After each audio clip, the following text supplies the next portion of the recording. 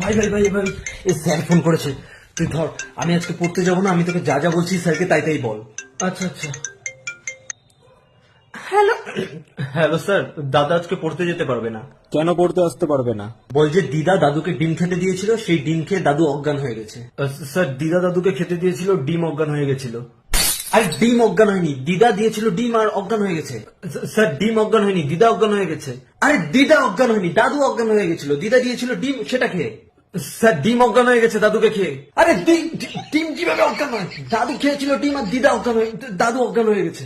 Sir দাদু দিদাকে খেয়ে ডিম হয়ে গেছিল। আরে দাদু খায়নি স্যার, দাদু না দিদা খেয়েছিল। দিদা না দাদু। স্যার দাদু দিদা সবাই খেয়েছিল। আরে সবাই না, দিদা দাদুকে ডিম দিয়েছিল।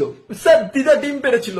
আরে না না স্যার, দাদুকে ডিম খেয়েছিল, দাদুকে দিদা খেয়েছিল, ডিম অজ্ঞান করে দাদু দিদা দাদু ডিমের সাথে বিয়ে করে নিয়েছে।